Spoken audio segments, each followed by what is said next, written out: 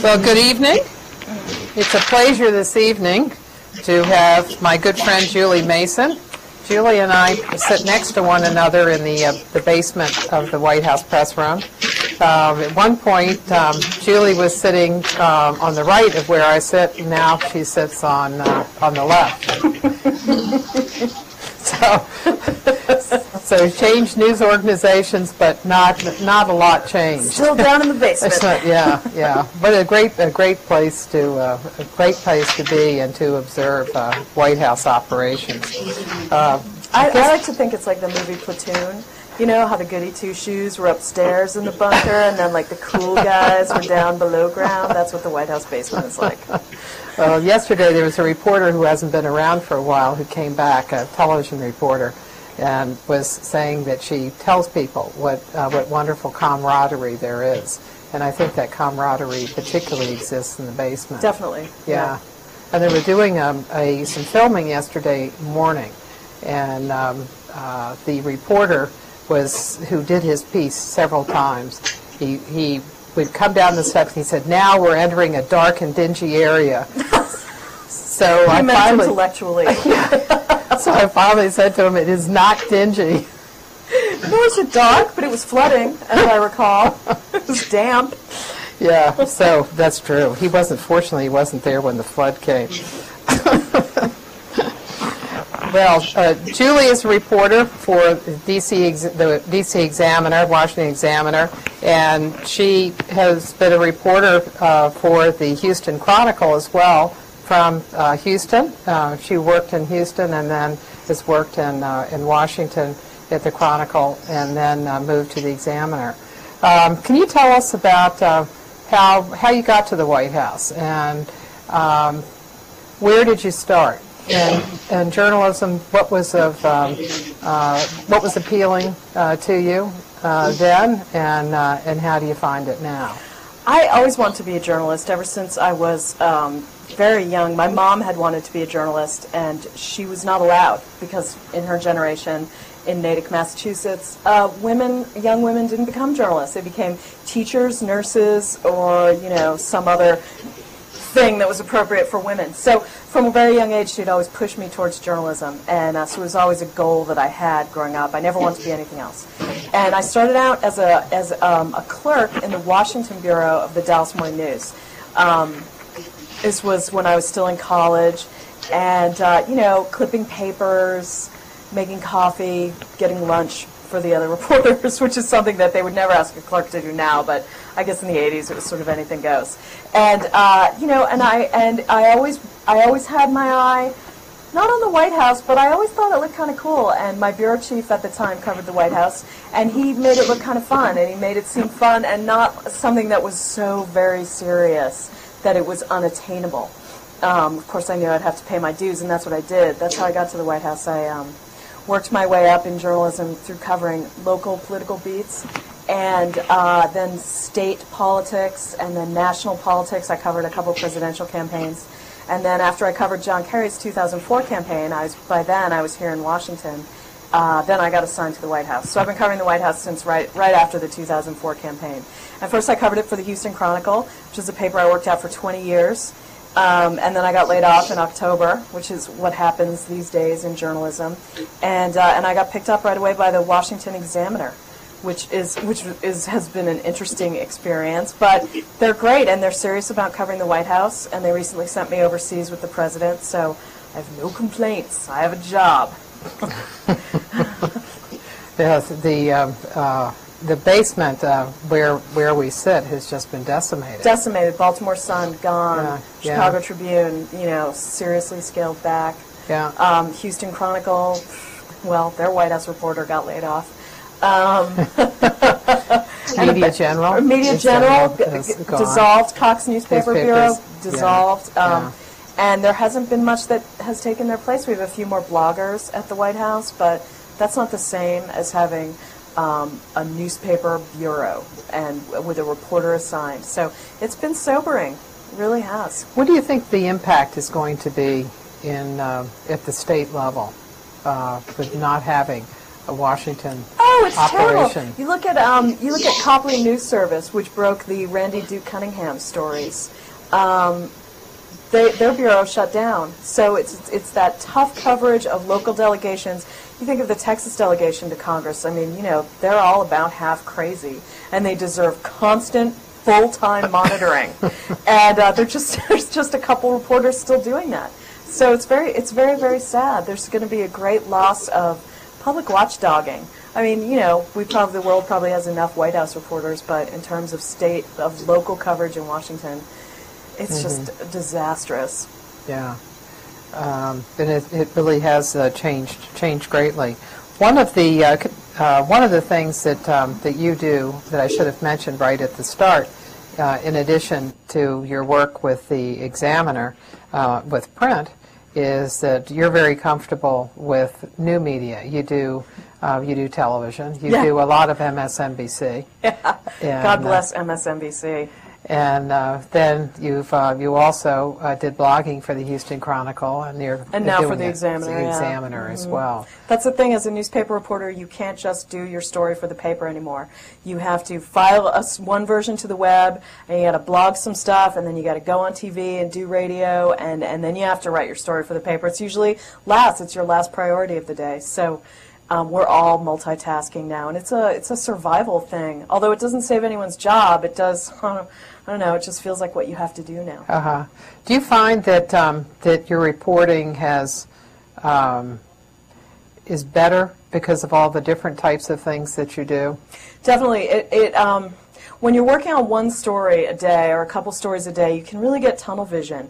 But doing all these other things kind of keeps your mind snapping in different directions. And there have been plenty of times where I've done a hit on TV about something, and then I thought, and TV picks the topic. They'll say, can you come on and talk about the torture memos? And something in the questioning will make me think of a story that I'll then do for the paper. So, and it all ties in together, and then that could lead to a blog post, and et cetera, et cetera. So it all becomes one, but it becomes more massive, more complicated. But I just think it keeps your mind much more nimble.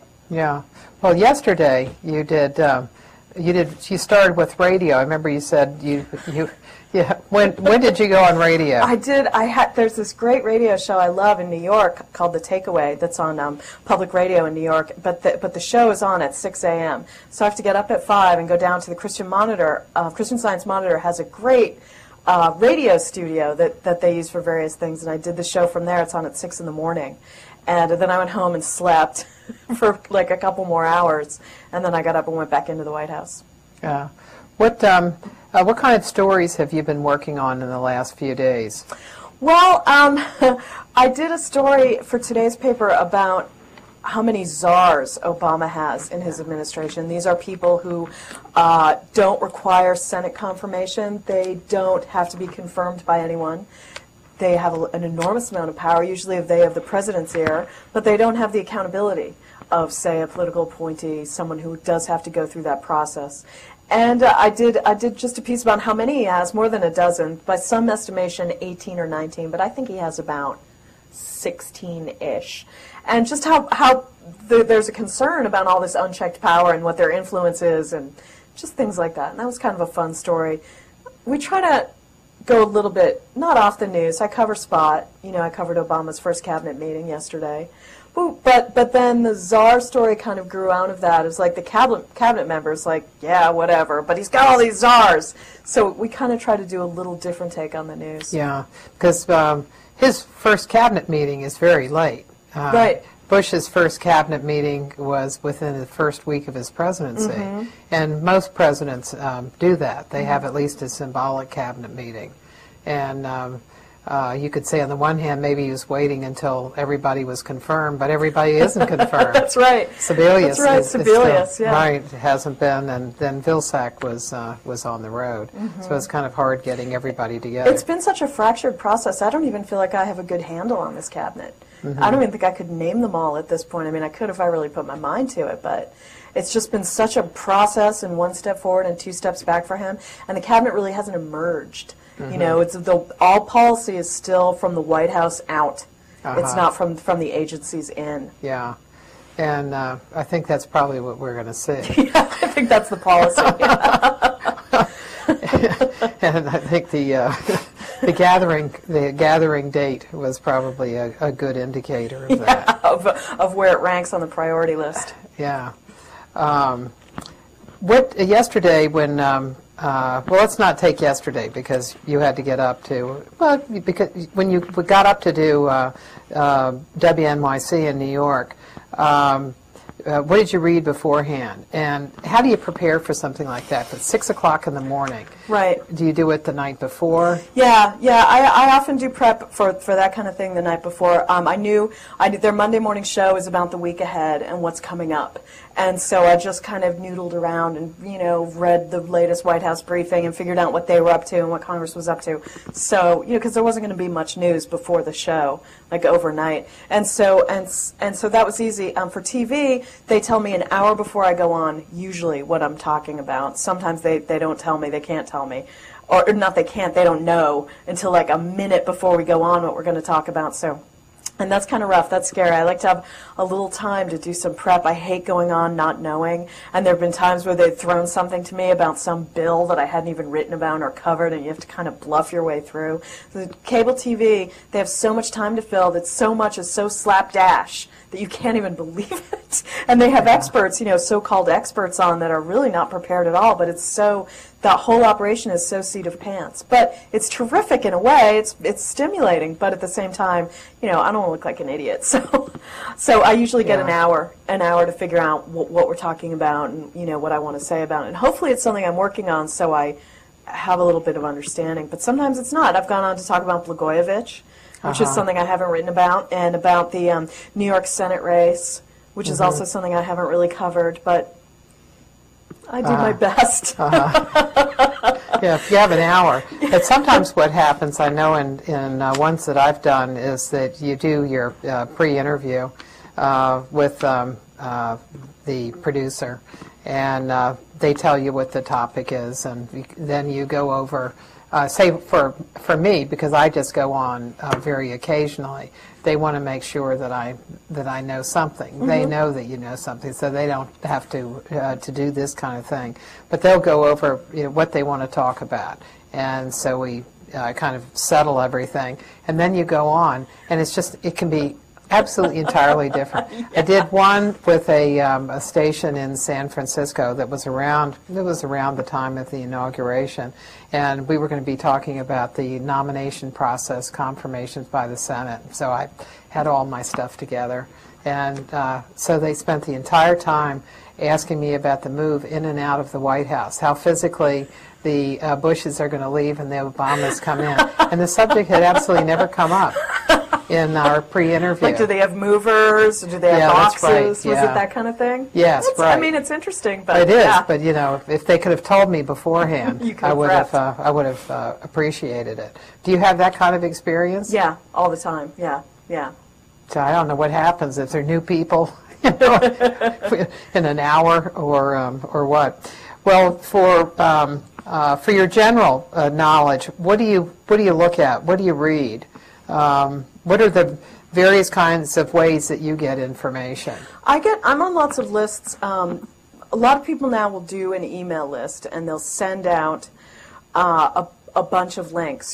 These stories you must read today, and I'll read through those on my BlackBerry first thing in the morning. As soon as I get up, I'll just scroll and see, did something happen overnight, and then after I go through those headlines, then I'll take the time to go back and look online, look at stories, see what the top stories are, check the Washington Post, which I love that paper, and the New York Times, which feels like homework to me every time I read it. It just, there's something about the New York Times that just wears me out. Well, there's so much of it. There's so much of it, and the stories, I don't like those, 70-word leads. I think the Washington Post, just from a writing perspective, is so much easier to read and consume than the New York Times. But, you got to check the Times, because it's the Times. And, and then I love the Wall Street Journal's Washington Wire blog. I think it's a digest of the news, and it's terrific. And those are my go-to things in the morning. It's more about covering bases and being informed, so when my editor calls, I kind of know, what the latest is and what I'm talking about and kind of what's coming up for the day. Do you read Mike Allen's playbook? Yeah, that's one of the ones that I get. But sometimes I read that one and he'll say, he has a daily listing of what's driving the day, what's driving the conversation. And I don't know who he's conversing with, because sometimes it's something so off topic that really isn't driving the day. But I think part of that is that I'm in such a White House vortex that what drives the day in the White House doesn't always drive the Washington day. What newspapers do you read in print form? Just the Washington Post. Just the Washington Post. That's the one I get. And then, I try around the White House to pick up the Washington Times if it's there. And, of course, I grab the Examiner because it's free and it's on the way. But they don't really do home delivery, so. In your day, how much information do you depend on the White House for? And how do you get information from the White House? The White House sometimes feels like the call you have to make. There's so much news that, I do cover the White House and I do follow what the president says, and that's always very interesting, and that always shapes the news of the day. But in terms of the briefing, I don't really use the briefing much except as a measuring stick to see what the White House position is on a particular issue, or really what their message is, where they're taking, where they're heading, what sarcasm they're using to push back on stories, things like that. The briefing for me is not journalistically useful. What the president says today, he was talking about the torture memos, for example, in the Oval, and that was very interesting. That led to a story. So that's the kind of information I use from the White House. But in terms of relying on them for information, there's really no point to that. They put out what they want, and often it's it's sort of already been chewed up and spit out. It's not always very useful. Would you say that was true in the Bush administration? Yeah, sure, definitely.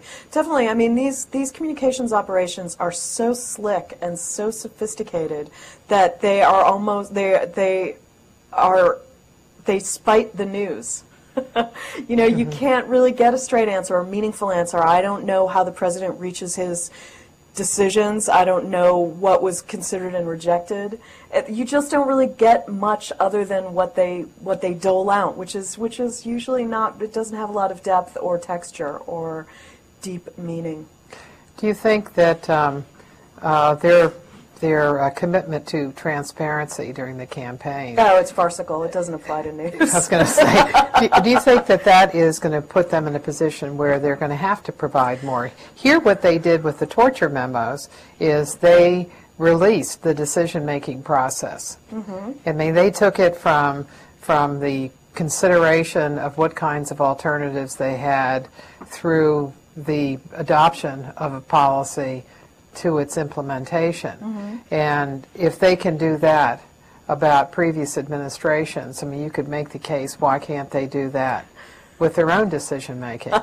Do you think that there's going to be pressure for that, or do you think I don't think there's going to be pressure because I think they can say, when we talk about transparency, here we release these memos and we're being transparent. We are being open and transparent about how we feel about these torture memos, and we have released them, whereas the previous administration would not. But when it comes to their own, like the waivers people sign if they were lobbyists and they're now in the administration, we've never seen those. There's been lots of requests for different documents or different pieces of information this White House won't produce because it doesn't suit them to do so.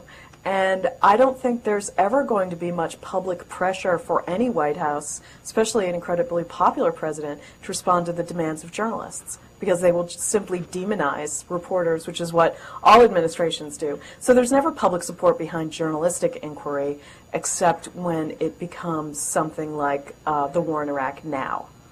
Now there is, but a few years ago there absolutely was not. So it just depends. But I don't think they will be. I think the way they are now, opaque, uncooperative, not transparent, is the way they'll be. I think they've set the tone for the administration, and that's how they're going to be. Do you find that there are some people that are more willing than others to provide information? No, but I really haven't pushed for a lot of information. There's nothing that I have really demanded. I've seen other reporters go after things. I find some people more pleasant to deal with, but that's just a personal observation. I've not been told no or had anyone slam a phone down on me or anything like that. I mean, maybe in time. or call you at 6:30. There was a reporter recently that who spoke at Towson, and a lot of the students went. Let's hope everybody went. They were assigned. Anyway, she talked about a story that she wrote that that resulted in a 6:30 a.m. phone call of a complaint that started at that hour. Mm-hmm. And I think that surprised me because I don't remember.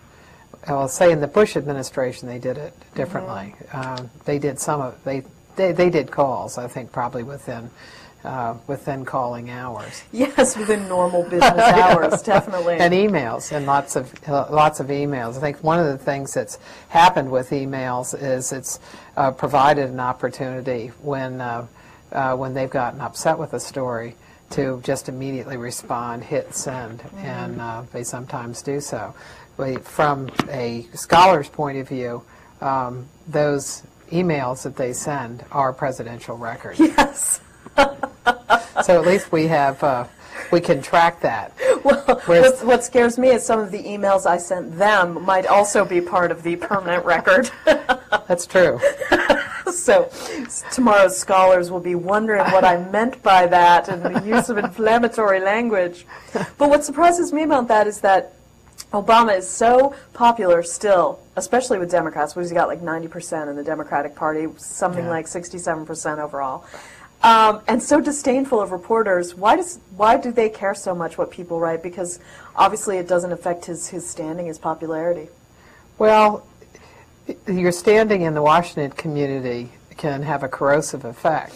So, for example, let's say that Jimmy Carter was popular with the American people, but within the Washington community, especially when he started on the water projects, there was a feeling that he really didn't know what he was doing, that he couldn't pick what priorities he had and couldn't wrap them together in any way, that he was taking a lot of different things that were just simply not linked. And that ultimately went down to the public. That's interesting. And he also failed to have a group of people within the Washington community who would say, oh, I know you're wrong about your judgment about the president. The president really knows what he's doing because I've seen him in this situation. And so I think with Obama, they want to make sure that they have those kinds of people. Which again is so interesting because they so disdain the Washington establishment and complain about it and mock it, and yet they want to be of good standing within it. So it's interesting. Do you, when you're thinking about your role as a reporter, what do you think that your goal is? Is your goal is it representational in a way that you are representing the public, that you're a surrogate for the public, that the public can't come and ask questions? Right. So do you try, like if you're going to ask questions at a press conference, would you try to think of what people wanted to know about? No, unfortunately. Well, I mean, yes, what people want to know about, but I consider mostly my role to be eyes and ears at the White House and informing the readers of what the president is doing and to the best of my ability why and how it affects them, to be more in an explanatory role. And then secondarily also a bit of a watchdog, and is he doing what he promised he would do, what he said he would do? Is he being consistent? But in terms of formulating questions for the president and for his spokesman, there's such a difficult process there because what people want to know sometimes won't make news.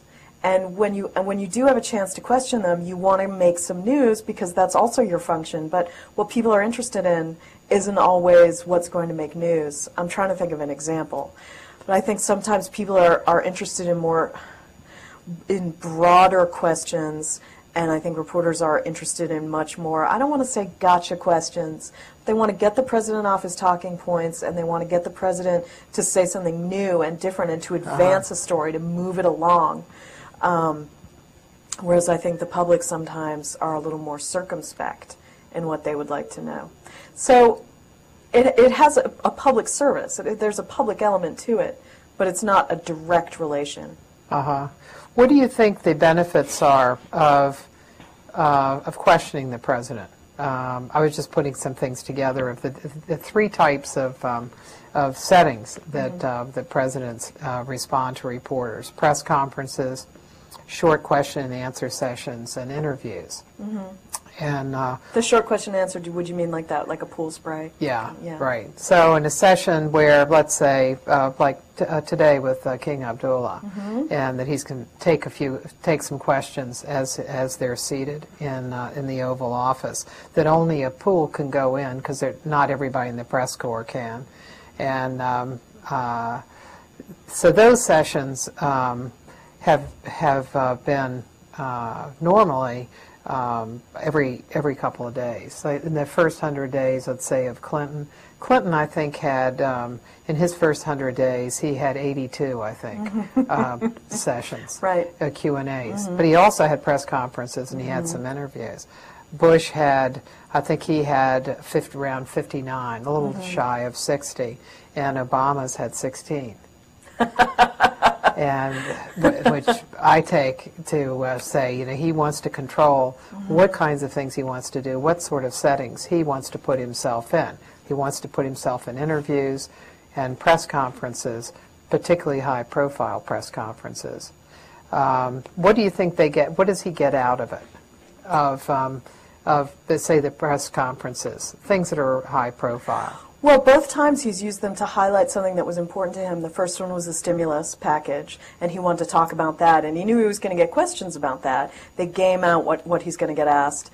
And so the stimulus, that was number one. And then the second one, I believe, was the budget, wasn't it? Yeah. It was a budget, and he wanted to really highlight his budget and really put forward his own vision and do it through a press conference. And he knew that doing it at night in the East Room has a formality and a seriousness and a sort of a consequence. It gives it real event status. Whereas Bush hated those press conferences. As you know, he hated those nighttime press conferences. He would never give us a long lead-in time because he felt that journalists, given like too long to think about it, would come up with these thespian-like questions. We'd get all rancid. The questions would be like 10 minutes long and build, and that we'd get all show-offy, which that was kind of true. And he liked to kind of spring it on you at the last minute. So there'd be times when I'd be in bed in the morning and I could hear my pager going off, and I'd look at it and it would be like press conference at the White House in 30 minutes. So I'd barely have time to get dressed and get down there, let alone formulate a question for the president, and that's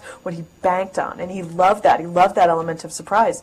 And Obama has taken a completely different direction with press conferences and giving us like 4 days notice and things like that, and it really does give it such a sense of occasion. Yeah, well, he's in such a different position. Number one, because of the crisis in the economy, but also there's an enormous appetite for him. Yes, people just want to know and see him, and so you have the news organizations, television, willing to give up an hour of their programming. And that's a lot of money. Right, and there were some that I had read that were very upset about it. They had to preempt American Idol and some other shows, and they were not pleased. Yeah. Some sports events, didn't like it. I'm not sure how much longer he can do that. I mean, certainly while he's still popular, but 2 years from now, I don't think we're going to be seeing those. No, I think he understood that he can do it probably at the beginning. Yeah, for sure. So he's had those two, and then he also had a speech in I think it was in February. Right, the pseudo address to the nation. Right. Yeah. Right. I mean the pseudo State of the Union. Yeah.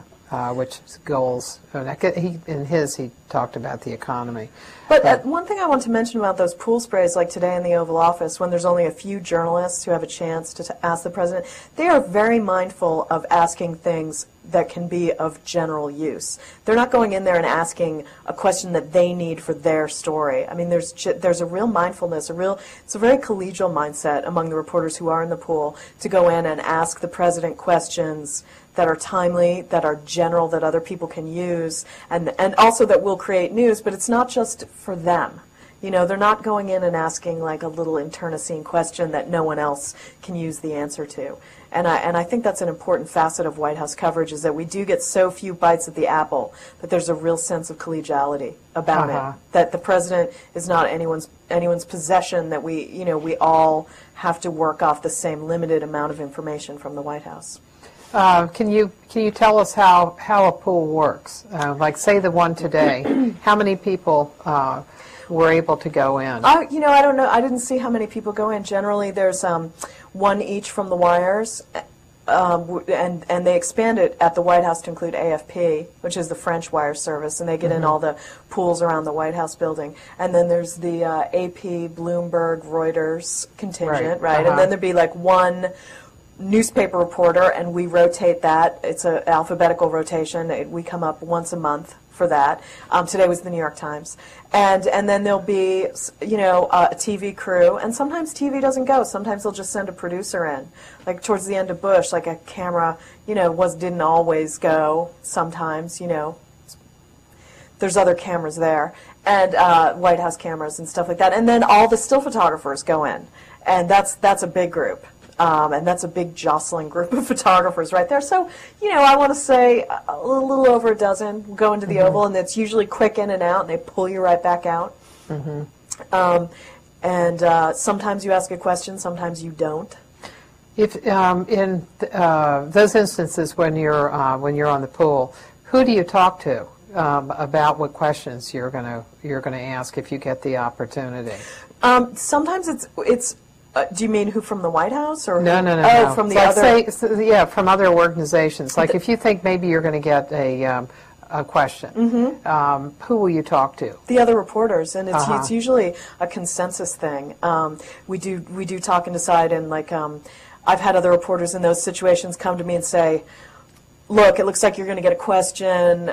I'm not telling you what to do, but could you ask him, if you don't have something better, could you ask him about the Middle East, or could you ask him what he's going to do about this or that?" And you always, or I always do. I mean, that's what you do. And a lot of times there's a lot of obvious questions to be asked, and sometimes you just have to ask the obvious question, and so you just proceed. And you don't try to get fancy with it. It's like, this is the only shot we have all day of asking him a question. Let's ask him like a good one that everyone can use the answer to. And that would, most generally would be like the news of the day? News of the day. And is the president usually prepared for that? Yes, yeah. Well, this president especially is very comfortable talking off the cuff. He'll tell you what he thinks, whereas President Bush was often uncomfortable with that because he talked off talking points. And if he didn't have the talking points for a particular question, he would kind of hem and haw around it, and sometimes it would be a waste because you couldn't get a usable answer to your question if he wasn't prepared for it, if he wasn't expecting it and didn't have the, the cards ready to go in his mind. Whereas Obama seems much more comfortable if you ask him something he's not expecting even, he can handle it. Did you cover the campaign at all? No, a little bit. I was busy getting laid off, so I was. Before you were laid off, did you? No. That was the whole thing. I was getting laid off during the campaign, so I didn't have a chance to cover Obama. Yeah.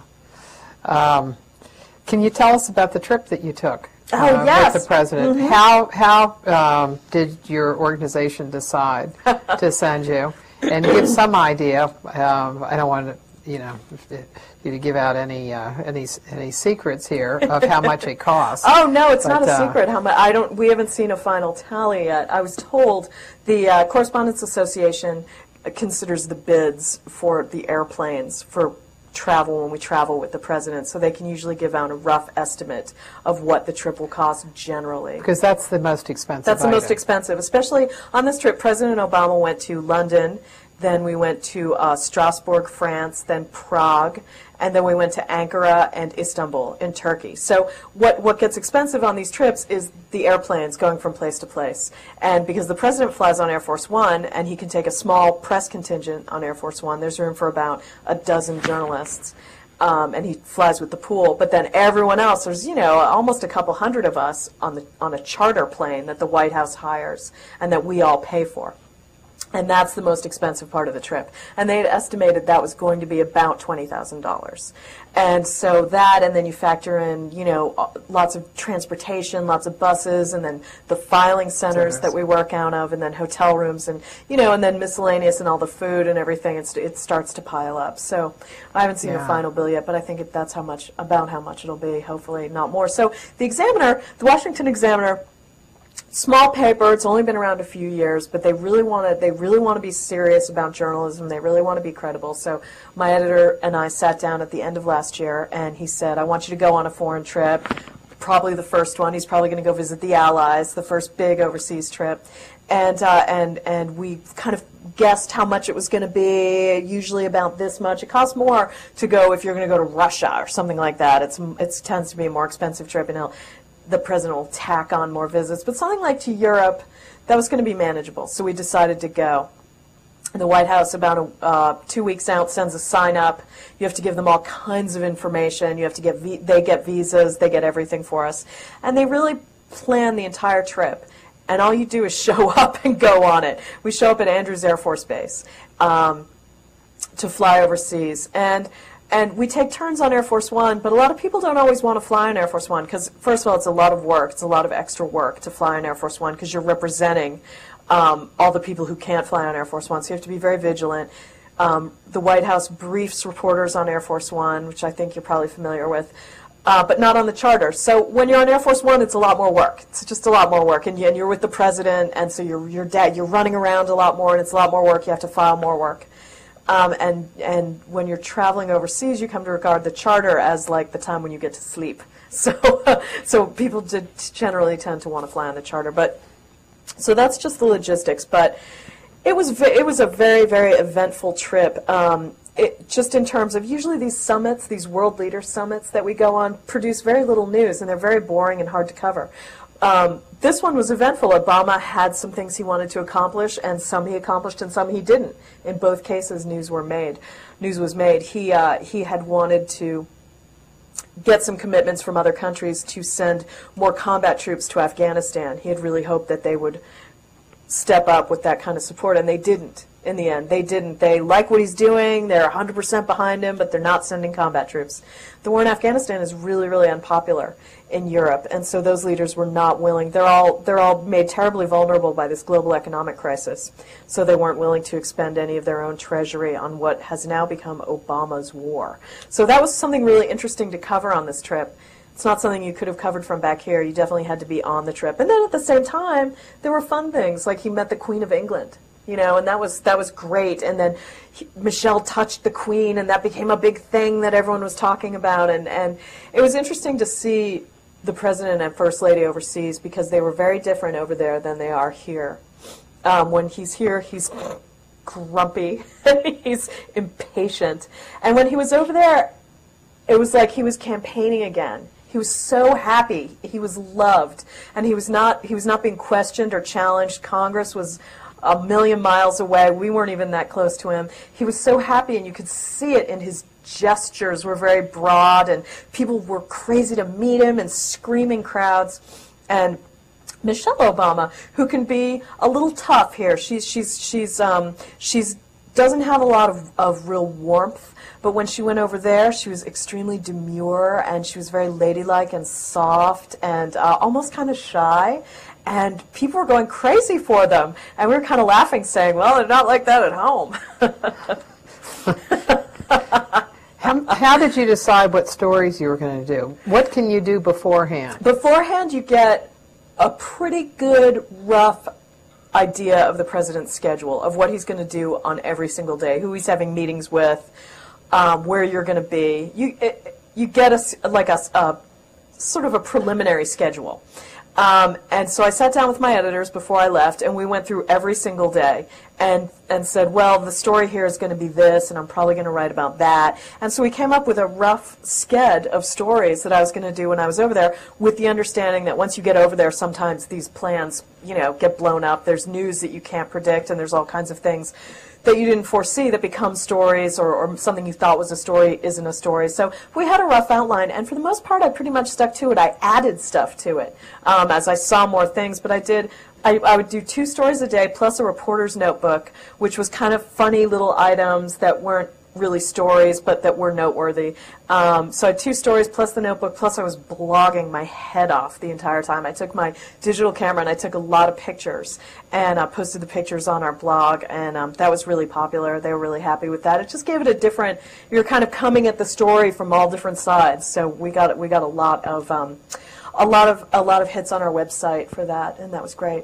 Uh-huh. How long have they had a website? Since they started. Uh-huh. That's part of their thing, is to have a website, to have a real web presence. They just redesigned it. Uh-huh. But you certainly had a lot of experience with it in the ones that you've done. It seems to me that in the time that I've been watching people at the White House, watching reporters work, that the job has become much more difficult because it is such a longer day instead and there's of one much more story. in it. Yeah, it's dealing with video as well as the blogging as well as the print. Do you find does that lead to? I'm not just saying with you, but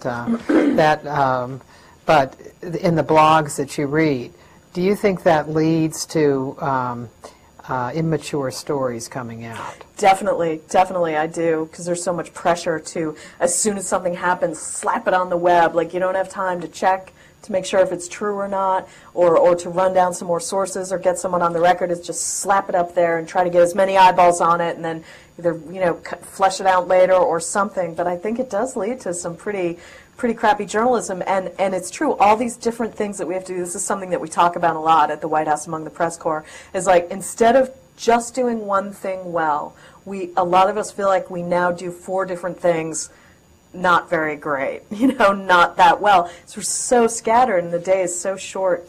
And so in addition to trying to produce on all these different platforms, we're also trying to spend as much time in the presence of the president as possible.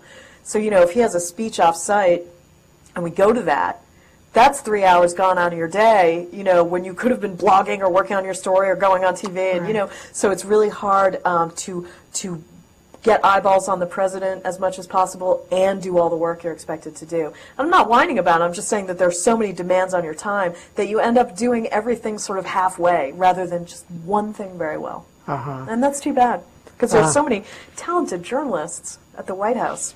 Yeah.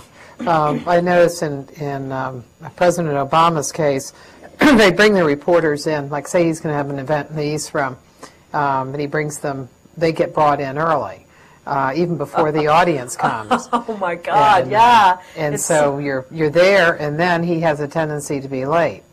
He is so late. It drives me bananas. He's really late, and for example, his last press conference, we had to get there, I think, at 6:30, and the event didn't start till 8. He had to be on time then because it was the networks, and he was not going to keep the networks waiting. But for a routine event at the White House in the East Room, he'll show up half an hour late, and he never apologizes for it. And I wonder, it could be 2 things. It could be his staff just not being able to keep him on schedule, or maybe he just disdains doesn't care about other people's time.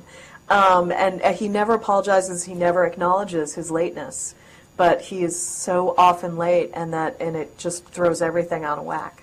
I think in the case of the press conference, when they told people the last entry was going to be 6:30 for the 8 o'clock press conference.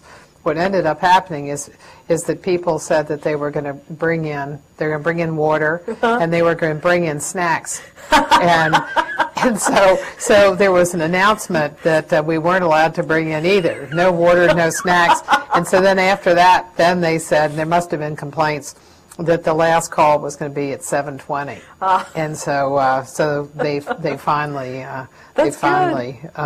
relented. Relented on that. I watched that press conference from the newsroom because of our deadlines. That's another problem with these late night news conferences, is that if it starts at 8 and it wraps up at 9 and you get back to your desk at the White House by 9:15, then you might have 15 minutes to write a story. which is not really enough to do justice to a presidential press conference.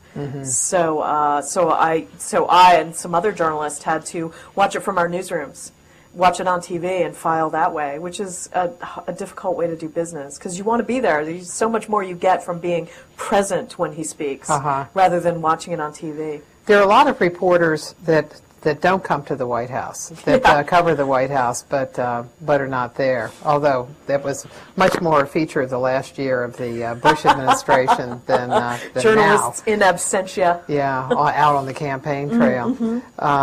What do you get by coming to the White House? That people who try to do it from their desk in their office miss? There's just a lot more to be picked up around the White House, even though we can't roam the West Wing, but just bumping into administration officials in the driveway, hearing what other journalists are saying and working on, going to the briefings, just being present, you get much more of a sense of the White House and its energy and its dynamics.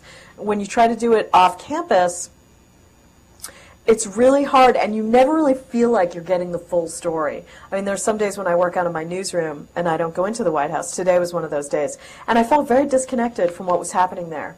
I felt very out of touch with what was happening, and I didn't feel as confident of what I was writing as I would have if I had sat there all day and just been present at the White House. So that's a little thing. But I do think that that you can cover the White House without being there every day, but I think that there's something a little bit lacking if you don't go there fairly often. Some understanding. And part of it, too, is relationships. Relationships, yeah. That you don't meet the people in the lower press office, which would be where the deputies and the assistant press secretaries are, and who can be helpful to you. Right, and when they see you around, they know that you've made a commitment to be there. There's been some problems with that, though, is that some of the people at the press conference who have gotten questions have been people who we had never seen before, had never been over there. And some of the wire services especially lodged a complaint and said, there has to be some payoff for coming here every day and committing ourselves to covering your administration. We have to have a chance to question the president. That's just an understood thing. And the White House was very unimpressed by that argument. They said, you don't have to be over here. We're going to call on who we want. It seemed to me that one of the things they missed by not calling on Reuters is that was a news organization that would have asked foreign policy questions. Foreign policy, right. And that was a subject they really needed to deal with. And they didn't seem to have a way to deal with it. They could figure out the president had a border control. He had a border control event that day, so he could figure that the Univision person was going to ask. Latina would ask about that, which she did, and then Stars and Stripes. So you can talk about the military. You can be able to deal with any part of that, whatever he asks. But you miss something when you don't deal with Iraq and Afghanistan. In a press conference, it would seem. Well, one of the features of life at the White House and for White House correspondents is the White House Correspondents Association, and I know you're. I'm running for the board. You're running for the board. Tell us what the organization does. We haven't had anybody so far who has talked about it and its importance. It is important. I call it the real power at the White House. The Correspondents Association, it's a board. They run interference between the press corps and the administration. They do the annual dinner, which some of you are probably familiar with. It's coming up. And they decide the seating chart in the briefing room, things like that. And they really, if you get into a tussle with the White House, which I have on occasion, they are your advocate. They will take up your case if it's legit and deal with the White House on your behalf. And they have a lot of power, and they have a lot of influence, and they really are. It's a professional association, but they do have a lot of clout. at the White House, and it was impressed upon me this year that I have used their services in the past, and now it's time for me to give back. So I'm running for the board, and it's tough because it is truly a popularity contest, and if I don't win, I've seen people lose these elections and never be the same again. You know, they sort of like lose faith in covering the White House and leave the beat and just become unhappy. So I'm very nervous about it. Campaigning hard. Yeah, get in there early. Yeah, I've tried to scare off all the competition, but you know, there's always some last-minute person going to jump in the race. Well, let's take some questions. It's your guys' turn.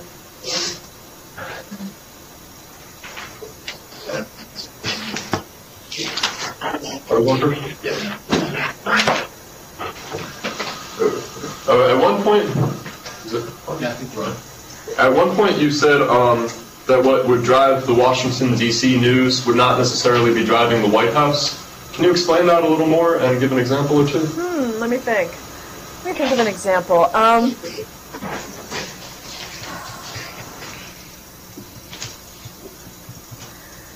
You know, there's certain instances where Congress becomes the story, something's going on up there, and it may have its roots in the White House, but it may not be, the big storyline of the day may not be coming out of the White House. There's times when the president travels and he's out of town and what he's doing isn't really news here in Washington. I think tomorrow he's going to Iowa for Earth Day. Is that tomorrow for Earth Day? Yeah. And I don't think that's going to drive the discussion here in Washington. So that's an example. That's what I was talking about. A lot of times, especially when the administration is new, what the president is doing does drive Washington, especially because the Republican Party right now doesn't have like any really strong leadership. It doesn't have a real strong voice to counter the high-profile Obama administration. So it ends up that the White House does drive the agenda, but there are cases when that doesn't happen. Yeah, it might be that sometimes the economy is the issue for the public around the country, but on a particular day it may be like, say, Senator Leahy was holding hearings a while back about a truth commission. And right. So, and so the White House is more reactive than setting the agenda. Yeah. So there, what's happening around the country is not necessarily the big news in Washington, because in part people may not have a fix on just what the public is thinking in particular areas. Another question? We have nobody. The class is not here in the room, so you all have all the questions. So everybody has to ask a question. Yes, ma'am. Do you feel obligated to write a column that's more of an eye catcher for your readers, since a lot of newspapers are falling on the wayside? That's an interesting question. No. It would be great if I did, or if I could find something like that every day. You can't always hit a home run every day. No, I don't, and I don't try to look for the angles that are going to make people mad or drive hits to our website. Sometimes a lot of what the president does and says is very dry, and it doesn't always, sort of get people hopped up. So, no, it's great when that happens, but it's not something I strive for. Another one? Well, before the next person asks one, when you were talking about getting news from the White House and how difficult it is to get news, William Price was thought to be among the first correspondents at the White House, and he came in 1896. But in the early 1900s, he wrote about the White House as a bee, and he said, his words were, "You are rarely given news at the White House." He said, "You have to be like a miner and dig for it."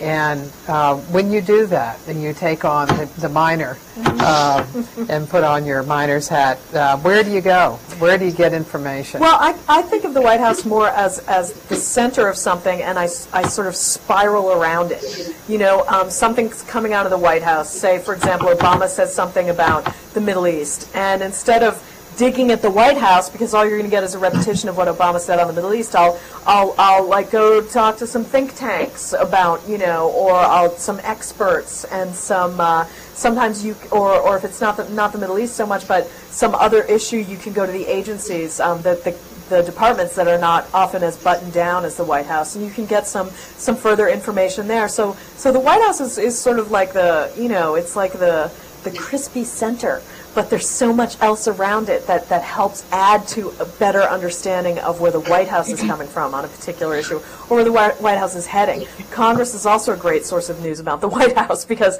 there's a lot of conversation that goes back and forth. So if you have a few good relationships in Congress, you can hear from them what the White House is telling them and kind of get a little different take on an issue from what the White House is saying. So all of Washington really is part of covering the White House.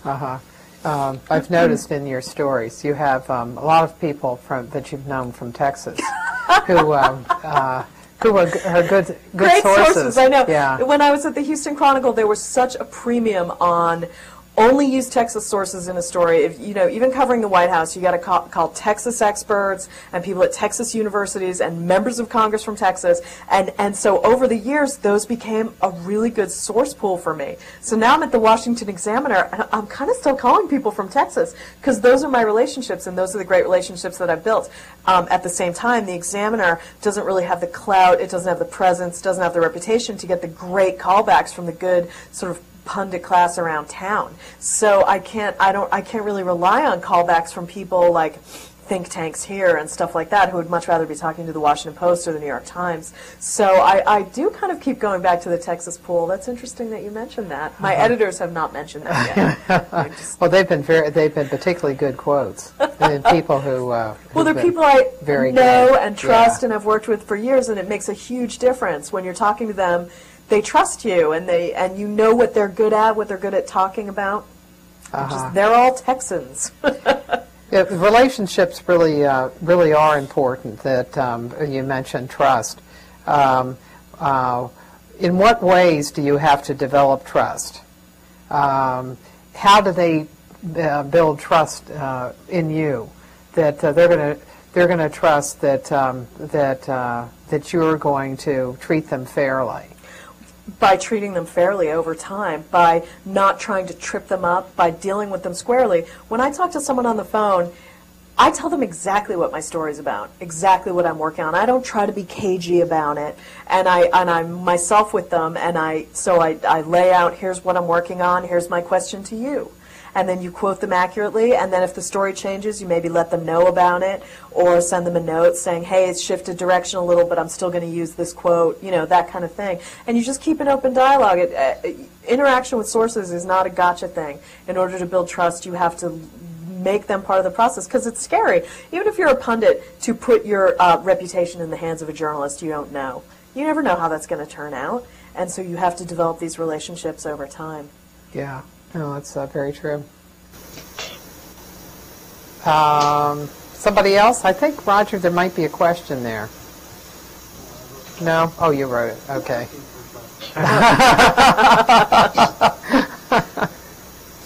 Okay, Towson? At one point, you had gone on this, that you were very set on this fact that the newspaper acts as a watchdog, and you see them as almost a check on the government, because you seem to really make it seem very important that a lot of people were leaving, and then that check was almost disappearing in a way. Mm-hmm. So I guess I just kind of said the question without saying a question, but do you feel like they act as a check on the government, and that's their main job? Well, yeah. Every reporter approaches it differently. Some reporters I know do consider watchdogging to be their primary function, and certainly investigative journalists feel that way.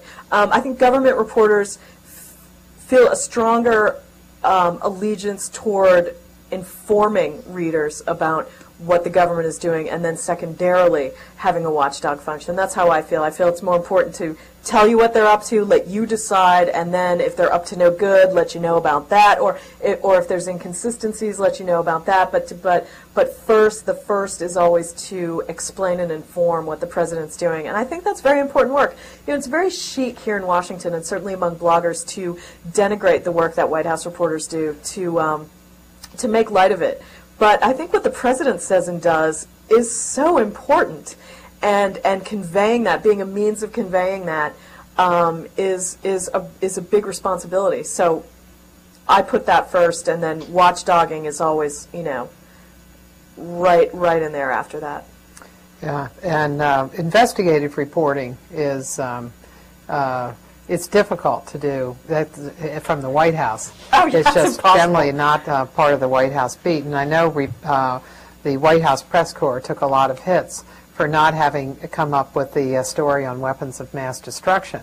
But the reality is that the mission that White House reporters have is very different, and they're not in a place where they can to dig up that kind of information. Right, that's just not the job at all. Right, and so you have investigative reporters like, say, Walter Pincus and Dana Priest, who have long-standing relationships within the intelligence community, which is what it takes because that relationship of trust.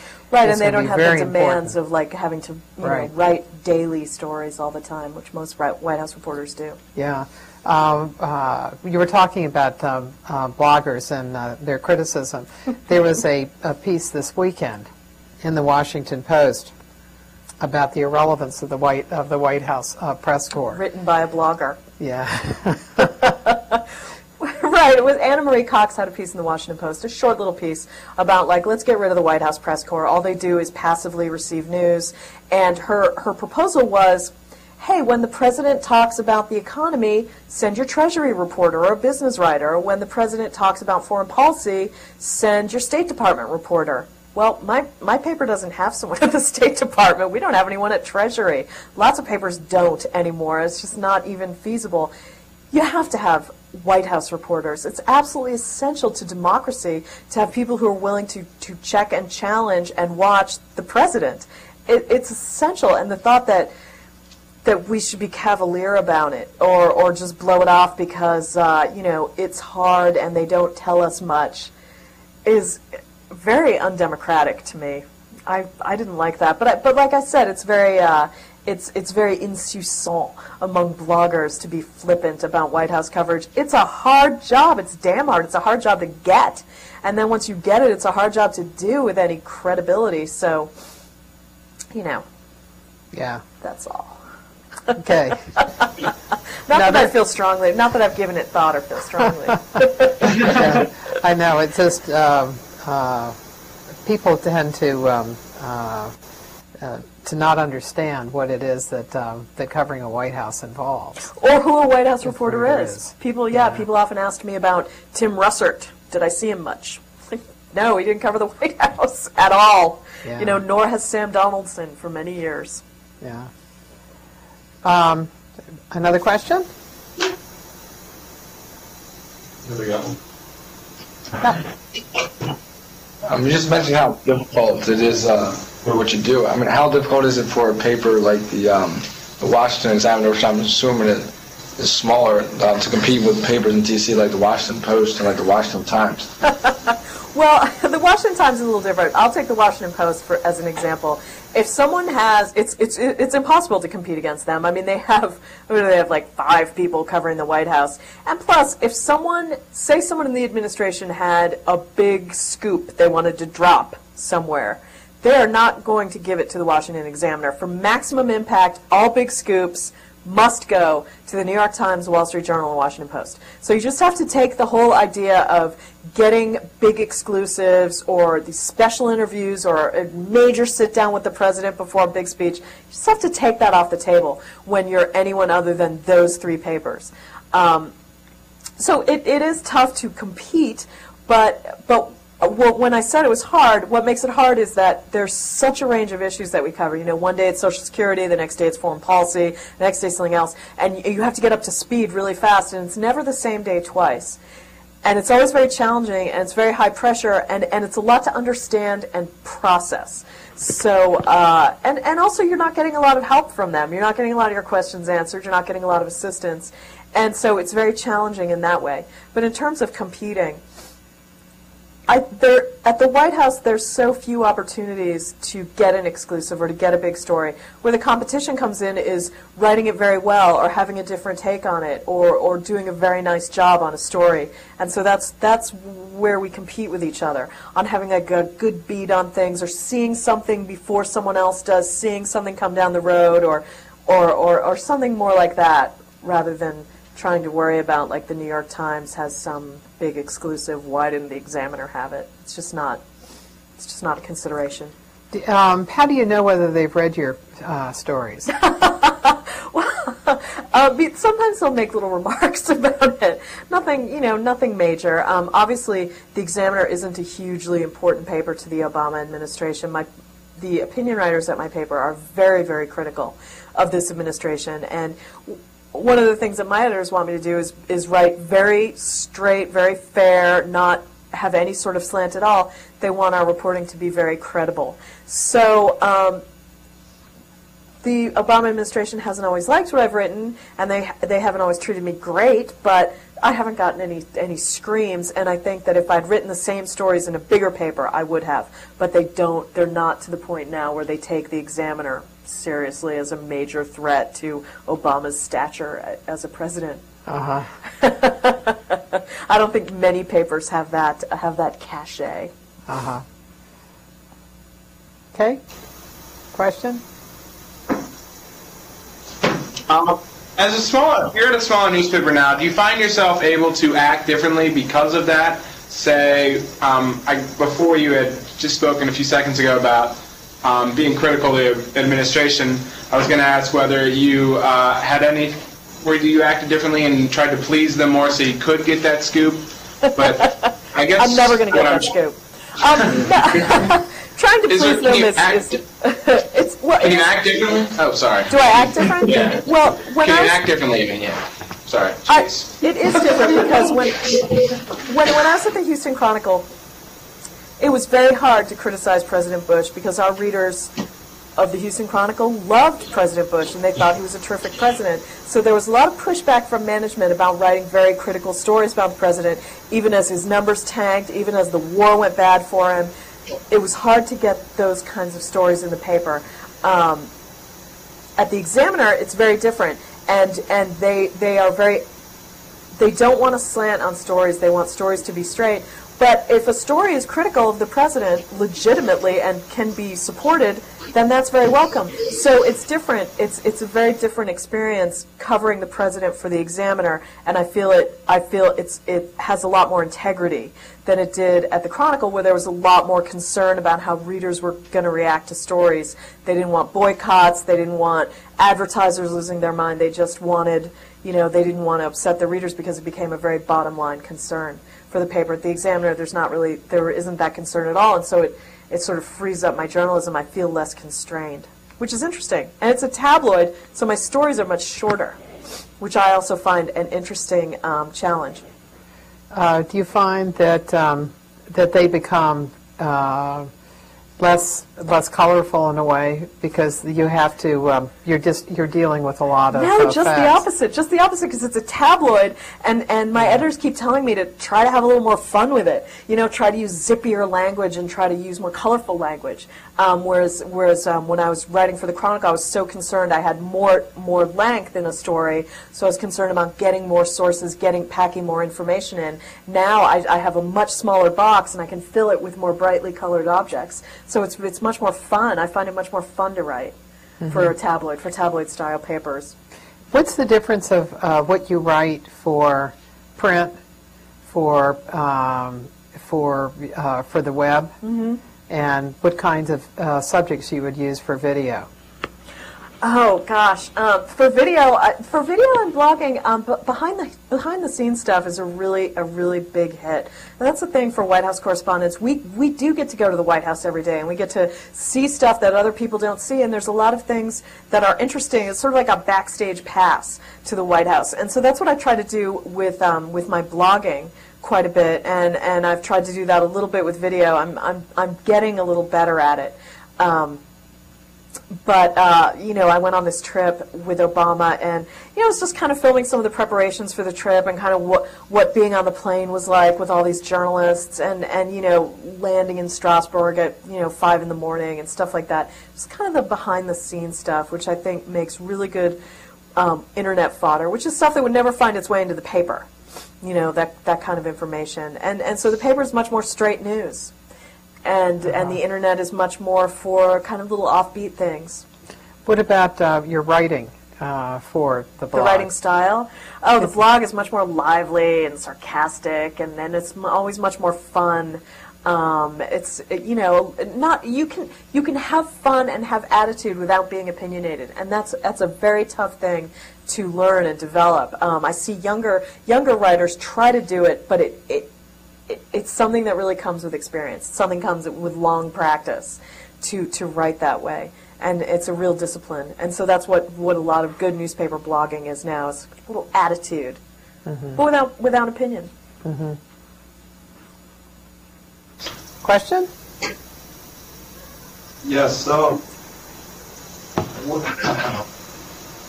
right. Well, with TV media like Jon Stewart and Hannity as a main source for the youth and young adults to look at for information like world events, international events, do you feel that the paper is now outdated compared to what it was in the past, or do you feel like you have to be in competition with those figures as well? Well, that's an interesting question. Jon Stewart is a satirist. He's not a newsman. He does use news as a foundation for his satire. So I'm very worried about people getting their news from Jon Stewart because it's very, very skewed. Sean Hannity, same thing. Neither of these men are under any obligation to give you the full story, and nor do they. So I don't consider it competition. I consider it a supplement. But what worries me is that people are using it as a substitute for following news. In the news business, we always tell ourselves that, young people, younger people, even college-age people don't care about the news until they start paying taxes, until it starts affecting them. And then they do start reading the paper. They do start following news. But I'm not sure that's the case anymore. And so I worry about that as a trend. We have a question here in the room. Oh, all right. What are the risks and what are the rewards for asking the president a really tough question and putting him on the spot? And how does his level of popularity among the press corps affect that balance? Interesting. I'm not sure there are any real risks to asking the president a very tough question. The rewards are that you can knock him off some talking points, get a real answer, get something really substantive from him. That would be extremely rewarding for democracy, for everyone. Maybe not so much for him. His staff might give you the cold shoulder. That might be the consequence. His popularity doesn't really figure into it so much. There's a general belief that the White House press corps, or that reporters in general, are in the tank for Obama, but I can tell you that's not the case at all. And if you read the transcripts, if you look at the coverage, the White House feels it's very critical, it's very tough, and I don't really know anyone who is emotionally involved with the success of this president. So I don't think his popularity affects how questions are asked. And in fact, when you look at the last press conference, there were some really tough questions. There was a press conference when we were abroad, and the questions to the president, one after the other, were so tough that some critic referred to it as a murderer's row of questioners. And I certainly know that the White House thinks that the White House press corps is exceedingly critical and tough on him. Does that answer your question? Yeah, I was just trying to think of press conferences where where questions have been particularly tough. Well, do you remember when he snapped it at Ed Henry? Right, That was funny. No, but when we were overseas and there were questions to him about you didn't get what you wanted on Afghanistan, and you didn't get this, and you didn't get that, and no stimulus packages. No stimulus packages from there, and he finds it frustrating. He is very professorial, and he doesn't like to be challenged or called out. He thinks that reporters are. He seems to think that reporters are not substantive and lack stature and standing. He doesn't like to be criticized, and it comes out, I think, in his answers. And that has been a hallmark of every president. Woodrow Wilson is the first president to hold open access press conferences that had a large number of people, and he was very critical. And at some points, and I noticed Bush did it a couple of times, he said, if I were a reporter, I would ask me such and such, because he didn't like the questions. Right. And Bush did that, and Bush did it too. Somebody was asking me whether that was the first time a president had done that. And I said, nope, you can just go right back to Wilson for it. They didn't like the questions. And so finally he called an end to them. Carter did as well, because he was very critical. He said that he just thought that the White House press corps just focused on trivia. In reality, Carter benefited by the press conferences because they showed him to be someone who really knew policy well. Mm-hmm. That he may have been stuck in the weeds, that he knew he could cite you a section, particular sections of a tax act or a tax code, but they had helped him. Yet he was frustrated by them. Do you have another? Okay.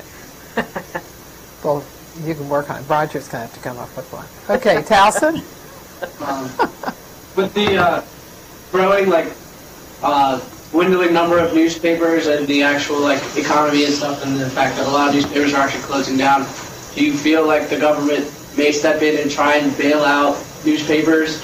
And do you feel like that's appropriate for the government to be bailing out a supposed check on the government? Yeah, no, I think that's terrible. John Kerry is having hearings on that, and I just think I don't know anyone who thinks that's a good idea. That's just a terrible idea. Last thing you want is the government meddling in newspapers, although they are dependent on newspapers. There's a mutual dependency, but I think that would just be awful.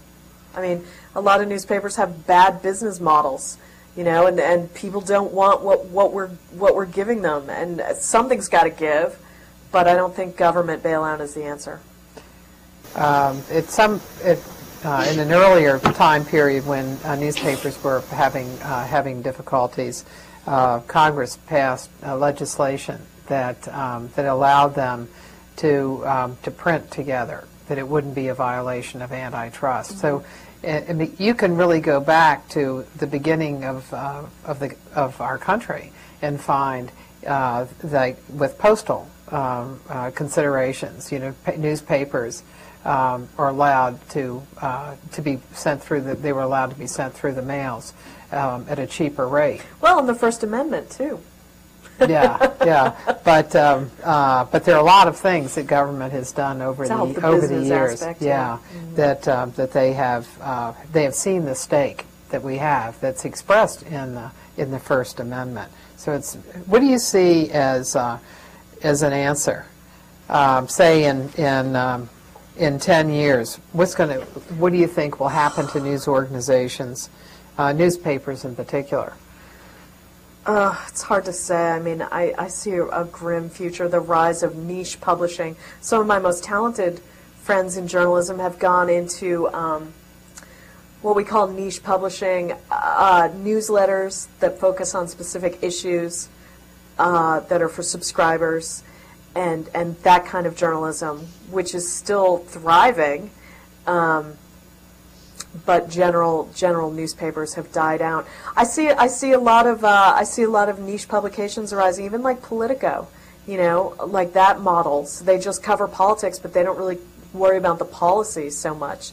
and they seem to be doing well. So, and then newspapers, regional newspapers, they just seem to get worse and worse. In big cities like Milwaukee and Detroit and places like that, it just seems to be no money. So you think they get worse, and then you got to rely on the big three, Wall Street Journal, Washington Post, and New York Times to, keep it real. But it's just hard to see where this goes, and it doesn't seem to be going anywhere good.